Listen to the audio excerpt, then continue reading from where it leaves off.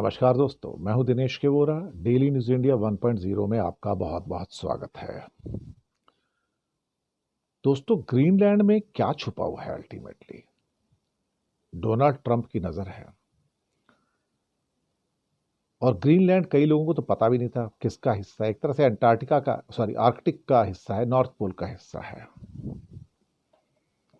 बहुत बड़ा है actually, very very huge island. 21 lakh square kilometre का एरिया। भारत का जितना एरिया है, लैंड एरिया, उसका 2/3। तो एक किस्म से कहा जाए भारत उससे 1.5 गुना है। लेकिन ग्रीनलैंड की आबादी 57,000 और इंडिया की 140 करोड़। है ना, है कमाल। तो है क्या उसके अंदर जो सबकी नजर उस पर है? ट्रंप की नजर भी है। इससे पहले भी 1800 कुछ में एक प्रेसिडेंट थे अमेरिका के, तो वो भी उसको खरीदना चाहते थे। मिस्टर जॉनसन उनका नाम था, जहां तक मुझे याद है। तो वो चाहते थे कि ग्रीनलैंड अमेरिका के कब्जे में आ जाए। ये उस समय की बात है। तो 17th जो प्रेसिडेंट थे अमेरिका के, एंड्रयू जॉनसन, 1860 की बात है।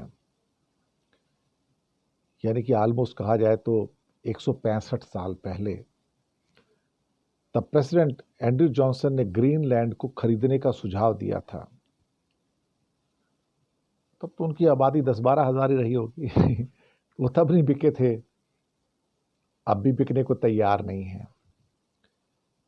लेकिन 21 लाख स्क्वायर किलोमीटर के इस एरिया में ऐसी दौलत है जिस पर सबकी बुरी नजर है। बहाना बनाता है ट्रंप या अमेरिका कि अमेरिका को अपनी नेशनल सिक्योरिटी के हिसाब से ग्रीनलैंड की जरूरत है और हम ग्रीनलैंड को खरीदना चाहते हैं। मारवाड़ी है ना, सब कुछ खरीद लेंगे। तो आपकी सुरक्षा को जरूरत है, उसके साथ लगा हुआ जो कनाडा है उसको तो जरूरत है नहीं, उसकी सुरक्षा तो है नहीं। जो बाकी देश उसके साथ हैं, जिसका वो हिस्सा है, उसकी सुरक्षा का तो कुछ है ही नहीं। आपकी सुरक्षा को खतरा हो सकता है। बहाना कोई भी बनाया जा सकता है। राष्ट्रीय सुरक्षा आजकल एक बड़ा कॉमन बहाना है। पर ग्रीनलैंड के जो प्रधानमंत्री हैं, न्यूक उसकी राजधानी है, बिल्कुल साउथ में आ जाती है उसके, ग्रीनलैंड के। उनका कहना है कि ग्रीनलैंड उनके लोगों का है और वो बिकाऊ नहीं है। They are not saleable. एक ऑटोनोमस एरिया है डेनमार्क का, स्वायत्त केंद्र है, इंडिपेंडेंट है, अपना राज चलाते हैं, लेकिन किंगडम जो है वो डेनमार्क का है। अब ये, इस पे नजर ट्रंप की पहले भी थी, 2019 में भी थी। उनको लगता था कि ये बेशकीमती है और ये हीरा अमेरिका के मुकुट में जड़ना चाहिए। वो ये समझते हैं, बार बार जिक्र कर रहे हैं। अभी अपने बेटे को ग्रीनलैंड भेजा उन्होंने। तो मुझे लगता है कि रिपब्लिकन पार्टी की जो भविष्य की योजनाएं हैं उसमें ग्रीनलैंड की अहमियत बढ़ती जा रही है। और अगर कहीं अमेरिका इसको हथिया लेता है मिलिटरली, पूरी दुनिया में तूफान आ जाएगा साहब। वो जियोग्राफिकल जो एक एक्सपेंशनिज्म होता है ना, उसका दौर आ जाएगा। फिर आप किसी तरीके से किसी को नहीं कह सकते कि आप किसी और देश को हथिया नहीं सकते। फिर तो आप जाओ हथियाओ, जिसके पास माइट है, राइट है, किसी को भी हथिया लो, मिलिट्री एक्शन लो, उसके बाद फौज भेजो, हथिया लो। कोई कुछ नहीं कर पाएगा। फिर यूएनओ चुप होकर बैठ जाएगा। बेकार की बात है। फिर तो अगर आपने पंडोरा बॉक्स खोल दिया तो चाइना को वैलिडेशन मिल जाएगा। चाइना तो वैसे भी सलामी स्लाइसिंग करता है। वो कहेगा आप कौन होते मुझे बोलने वाले, तुम तो खुद धींगा मुष्टि से ग्रीनलैंड को लेके बैठे हो, मुझे क्यों समझा रहे हो? Don't protect me anything right now. अब देखा जाए तो यहां से ऊपर आर्कटिक ओशन भी है। रशिया उसका इस्तेमाल भी कर रहा है क्योंकि उसके पास न्यूक्लियर पावर्ड आइस ब्रेकर्स भी हैं। वैसे यहां पर ग्रीनलैंड में ऑलरेडी अमेरिका का एयरबेस है, एक मिलिट्री एयरबेस है। पिटफिक स्पेस बेस है और थुले एयरबेस भी है, उसके नाम से जाना जाता है। इस बेस का उपयोग बैलिस्टिक मिसाइल पर नजर रखने के लिए किया जाता है। कहा जाता है कि इसका जो 21 लाख स्क्वायर किलोमीटर का जो एरिया है उसमें करीब 4 लाख स्क्वायर किलोमीटर में बर्फ नहीं होती। तो वहां जो जियोलॉजिकल सर्वेक्षण किए गए उससे पता लगा कि 38 टाइप्स के मिनरल्स वहां पर मिले हैं। हालांकि इससे ज्यादा मिनरल्स हैं वहां पर। अब इसमें कॉपर है, ग्रेफाइट है, नियोबियम है, टाइटेनियम है, रोडियम है, नियोडिमियम है, प्रेसियोडिमियम है, रेयर अर्थ के एलिमेंट्स बहुत सारे हैं। और कहा जा रहा है कि रेयर अर्थ का 25% पूरी दुनिया का सिर्फ ग्रीनलैंड में है। बड़ी बात है। तो चाइना से होड़ होगी।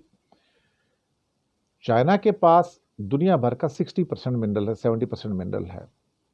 कुछ लोग कहते हैं कि मिनरल उनके पास 30% ही है, पर माइनिंग वो 60% करता है और प्रोसेसिंग 85% करता है। तो चाइना का पूरा होल्ड है, 70% मार्केट उन्हीं के पास है। तो पूरी दुनिया में रेयर अर्थ एलिमेंट्स के भंडार पर कब्जे की होड़ चल रही है। अब सवाल ही पैदा होता है कि रेयर अर्थ का फाइट का, बैटल का फील्ड एक नया ग्रीनलैंड बनने जा रहा है क्या? अब चाइना में तो प्रोसेसिंग भी बहुत ज़बरदस्त है और खनन भी बहुत ज़बरदस्त है।